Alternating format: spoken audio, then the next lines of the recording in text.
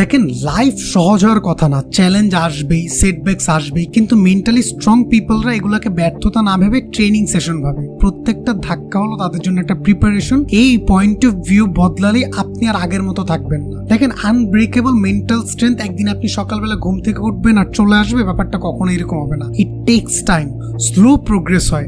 ছোট ছোট habit build আপের কারণে, সিস্টেম চেঞ্জের কারণে, এনভায়রনমেন্ট চেঞ্জের কারণে, আপনার অ্যাকশনস এর কারণে এই জিনিসটা আস্তে আস্তে আপনার ভিতরে গ্রো করে। প্রতিদিন কোল্ড শাওয়ার করতে পারেন, এটা গোসল করতে হবে ব্যাপারটা এটার জন্য না। আপনি যখন কোল্ড শাওয়ার নেবেন আপনার বডি হয়তো সবসময় চাইবে না, বাট আপনি আপনার কথা রাখছেন, এই অভ্যাসটা মেনটেন করতে হবে নিজের সাথে। ডেইলি একটা সার্টেন টাইম অল্প সময়ের জন্য হলে এক্সারসাইজ করেন, কারণ আপনার বডি যদি ফিট থাকে, আপনার বডি যদি স্ট্রেস নেওয়ার অ্যাবিলিটি রাখে, আপনার ব্রেন এই জিনিসটার সাথে অ্যাডাপ্ট করে নেওয়া শুরু করবে। খুবই সিম্পল, শরীর স্ট্রং তো মাইন্ডও স্ট্রং। আপনি মেডিটেশন করতে পারেন। সো আমরা যারা মুসলমান আছে, আমরা তো দিনের একটা টাইমে নামাজ পড়ি। সো নামাজ একটা পারফেক্ট মেডিটেশন। আর আপনি যদি অন্য রিলিজিয়নের হন, অ্যাটলিস্ট 5 থেকে 10 মিনিট কাম ডাউন হয়ে মেডিটেশন করার ট্রাই করেন। এটা হচ্ছে আপনার ব্রেনের একটা জিম।